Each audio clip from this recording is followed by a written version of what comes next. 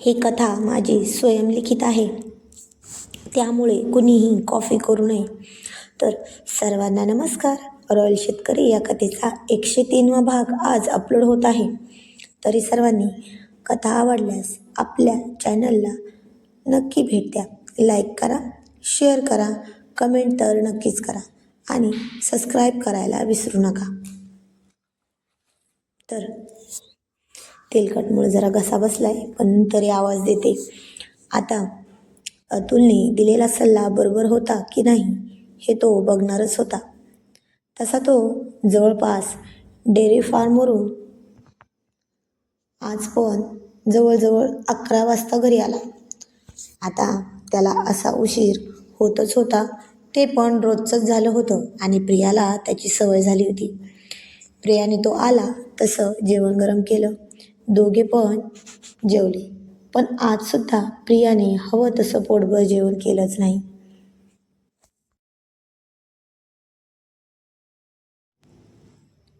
आणि शिवमला पुन्हा अतुलचे ते शब्द आठवले.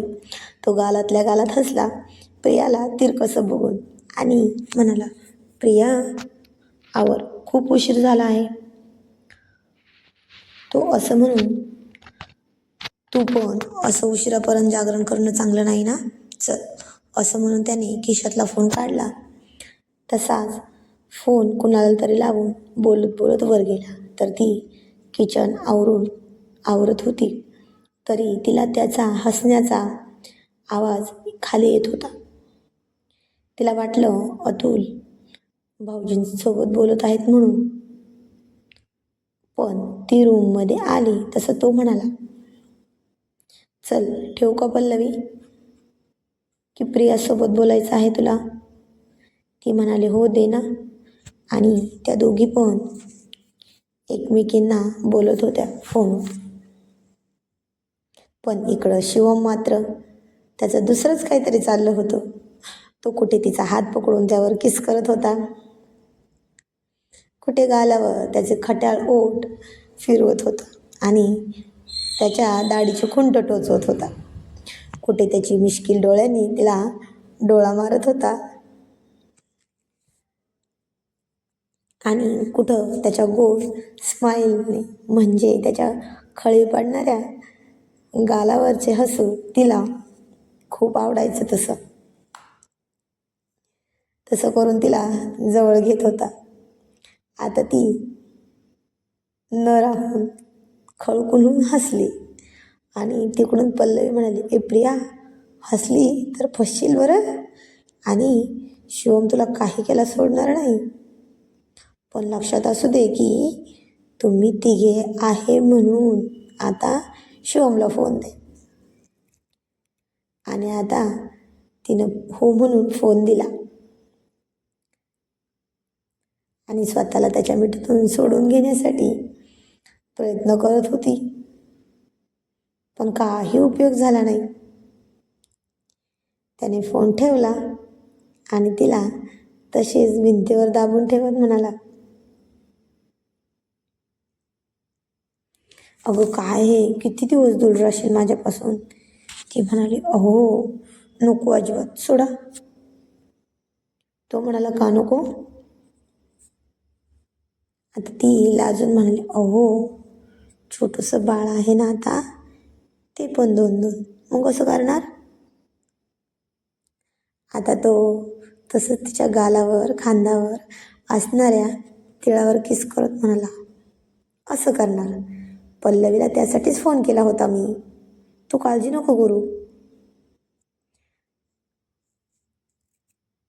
आता ती त्याला जरा लांब ढकलून देत म्हणाली, शी, पागल, निर्लज्ज, घाणेरडे, असं विचारतात का दुसऱ्याला? तो पुन्हा तिला जवळ घेऊन म्हणाला, ती काय दुसरी नाही, कळलं, मैत्रीण आहे माझी. पण सगळ्यात महत्त्वाचं म्हणजे ती तुझी डॉक्टर आहे, कळलं? पण आता प्रिया खूप खूप लाजून म्हणाली, तर मैत्रीण म्हणे, मैत्रीण आहे म्हणून काही पण विचारणार का? असं म्हणून ती त्याला धक्का देऊन नाक फुगवून बेडवर जाऊन बसली.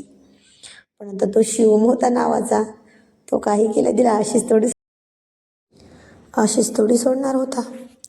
तो पण बसला पायाजवळ तिच्या आणि हळूच तिचे ते वाजणारे पैंजण काढून तसाच हात तिच्या पायावरून फिरवत फिरवत तिच्या त्या मांडीवर असणाऱ्या तिळापर्यंत आला.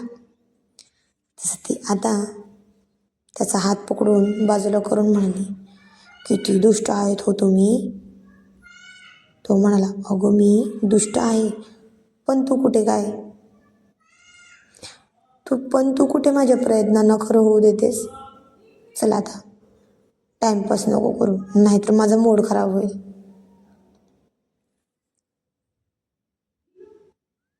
पण ती तिचे पाय साडीने झाकून घेत म्हणाली, होऊ दे खराब मूड, मला काही घेणं देणं नाही, जा तिकडे.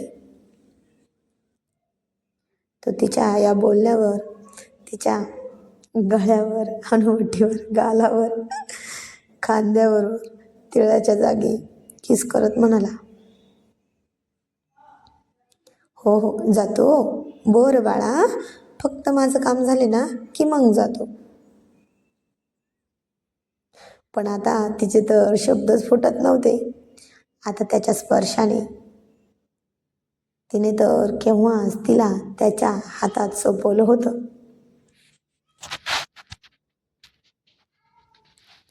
आणि आता शिवम खूप नाजूक काचेची बाहुली कशी हाताळतात तशी तिला हाताळत होता. शेवटी त्याने त्याचंच खरं केलं होतं.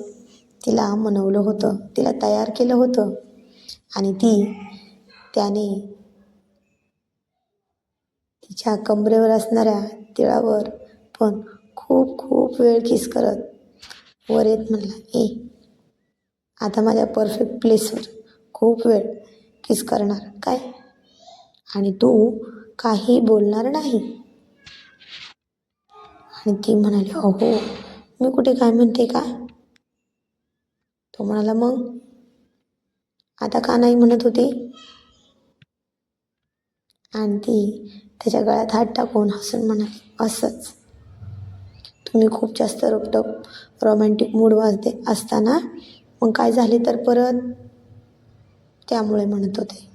आणि तो तिच्या दोन्ही उभारांच्या मध्ये तिळावर किस करत म्हणाला, तू फक्त माझ्यावर विश्वास ठेव.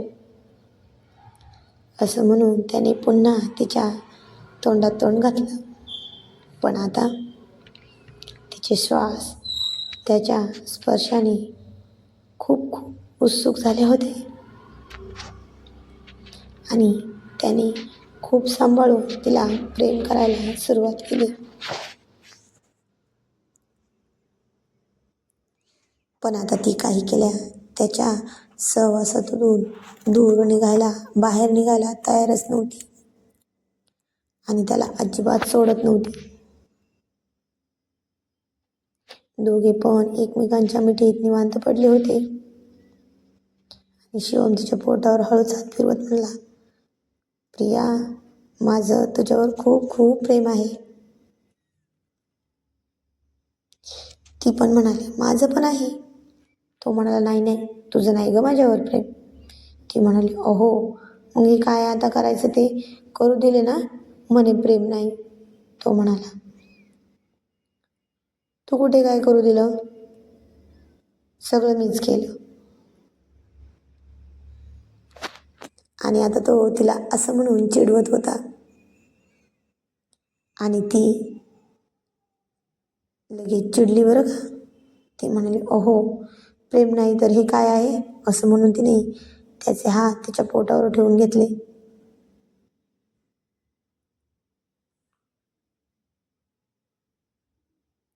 आता तिला खूप चिडलेलं पाहून तो म्हणाला, अरे बाळा, इतकं का रागावून बोलतेस. मी तर फक्त तुला चिडवण्यासाठी बोललो होतो ना. इकडे बघ बघ ना. आता ती काही केलं त्याच्याकडे बघेना पण, आणि त्याचा हात बाजूला करत म्हणाली, मला नाही बोलायचं, झोपा तुम्ही. पण आता हा शिवम किती खोडकर होता. त्याने तिचे केस गळ्यावरून बाजूला सावरत तिच्या खांद्यावर किस करत म्हणाला, तू रूस बरं का? मला हवं तिथे किस करणार, हवं ते करणार असं म्हणून त्याने तिला गुदगुल्या करायला सुरुवात केली. आणि आपल्याला तर माहिती आहे, प्रिया शिवमवर खूप वेळ चिडून किंवा रागावून रुसून तर अजिबात राहत नाही.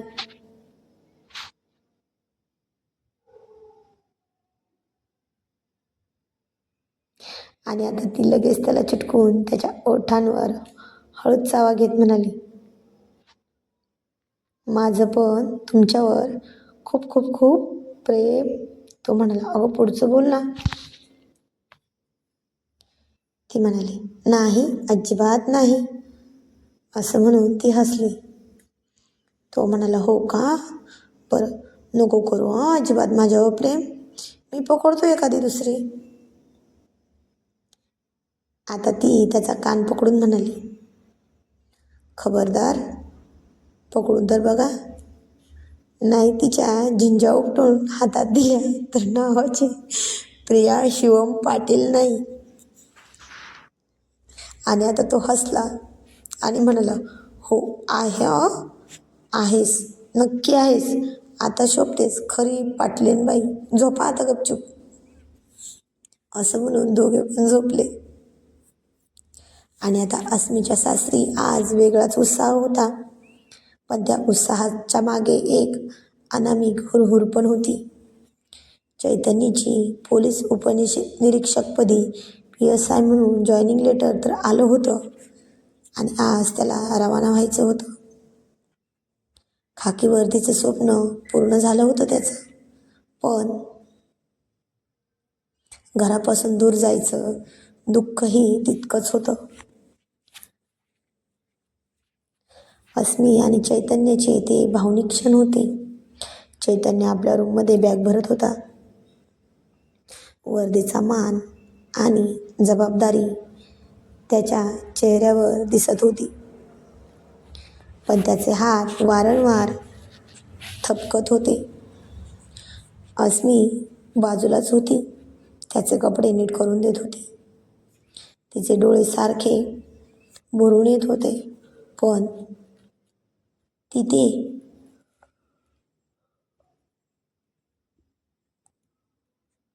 चैतन्यापासून लपवण्याचा प्रयत्न करत होती. चैतन्य तिचा हात हातात घेत म्हणाला, अस्मी काय झालं? मगापासून बघतोय मी, एक शब्दही बोलली नाहीस ग तू माझ्याशी. अशी रडणार असशील तर मी कसं जाऊ ग? आणि आता अस्मी हुंदकावरून म्हणाली, नाही हो, रडत नाही मी, खूप आनंद झालाय मला की तुमचं स्वप्न आज पूर्ण झालंय. पण आता इतके दिवस तुमच्याशिवाय या घरात कसं राहायचं हो मी, याच विचाराने मन भरून येतंय माझं. चैतन्याने आता तिला जवळ ओढलं आणि तिच्या कपाळावर मायाने किस घेतला आणि म्हणाला, अगं वेडे, मी कुठे कायमचं चाललोय, पुन्हा तुझ्यापाशीच येणार आहे ना.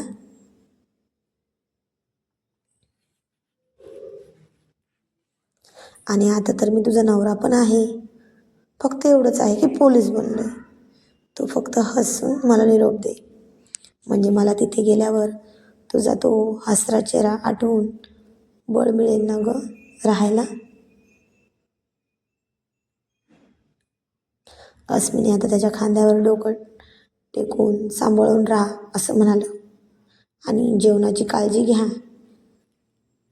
तुमच्या त्या खाकी वर्दीची मला खूप ओढ असेल, पण त्या वर्दीतल्या माणसाची काळजी जास्त वाटते बरं का, म्हणजे तुमची, कळलं ना. असं म्हणून तिने त्याच्या तोंडात तोंड घातलं. त्याने पण तिला मनसोक्त कुस करायला सुरुवात केली आणि तिच्या गळ्यावर, हनुवटीवर, गालावर, ओठांवर खूप खूप किस केली. आणि शेवटी एकदा पोलिसी बुद्धीचा वापर करून तिच्या छातीवर हळूच त्याच्या दातांनी निशाण पडतील असा चावा घेऊन त्यावर एक किस घेऊन म्हणाला, पुढच्या वेळी येईल ना, तोपर्यंत हे जमेल ना. आणि आता ती खूप गोड लाजून म्हणाली, शी कडू कांडे कुठचे, काही म्हणता, चला. सगळे बाहेर वाट बघत असतील असं म्हणून ते बाहेर निघाले. त्याच्या आईवडिलांना नमस्कार केला. चिऊच्या कपाळावर एक किस करून म्हणाला, तिला जवळ घेत म्हणाला, तुझ्या बहिणीची काळजी घे हां चिऊ.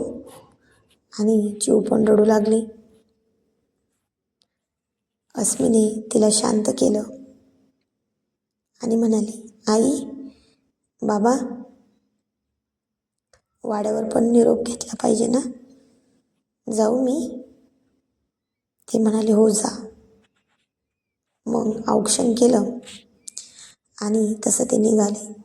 ते आले तसे आईसाहेब आणि आबासाहेबांचा आशीर्वाद घेण्यासाठी सगळे खाली हॉलमध्ये जमले होते. आईसाहेबांनी चैतन्याचं औक्षण केलं. प्रियाने पण, तिच्या पण डोळ्यात अभिमानाचे अश्रू होते बरं का. आईसाहेब म्हणाल्या, माझा जावई आज खऱ्या अर्थाने रक्षक झाले आहेत, महाराष्ट्राच्या सेवेसाठी चालले आहेत. घराण्याची इब्रत आणि गरिबांचा न्याय कधी विसरू नका जावई. आबासाहेब म्हणाले. आता चैतन्याच्या खांद्यावर हात ठेवून म्हणाले, हे बघा जावई, पोलीस होणं सोपं आहे, पण माणूस म्हणून पोलीस राहणं कठीण आहे. जिथे जिथे अन्याय होईल तिथे तिथे तुमचा हात सत्याच्या बाजूने उभा राहू दे. जा, आमचा आशीर्वाद तुमच्या सदैव पाठीशी आहे.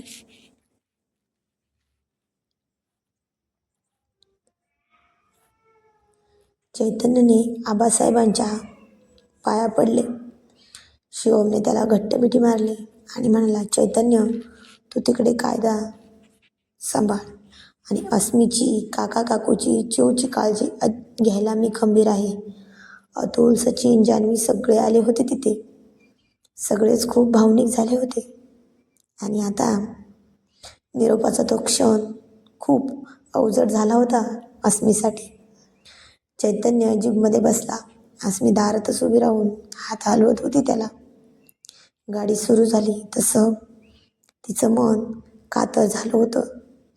चैतन्यानं आरशातूनच मागे वळून पाहिलं. अस्मीचे डोळे पुन्हा एकदा पाणावले होते. त्याने डोळ्यांनीच तिला काळजी घे असं खुणावलं. वाडा मागे पडत चालला होता आणि चैतन्य एका नवीन प्रवासाकडे निघाला होता. खाकी वर्दीचं वजन आज त्याला पहिल्यांदा स्पष्ट जाणवलं होतं. ते केवळ जबाबदारीचं नव्हतं, तर मागे सोडलेल्या प्रेमाच्या ओढ्यांचंही होतं. खळखळून वाहणारं होतं ते प्रेम. तर पुढे यांच्या सगळ्यांच्या जीवनात काय काय संकट येतील हे आपण बघणार आहोत. तर आजचा भाग कसा वाटला ते कमेंट करून नक्की सांगा. धन्यवाद.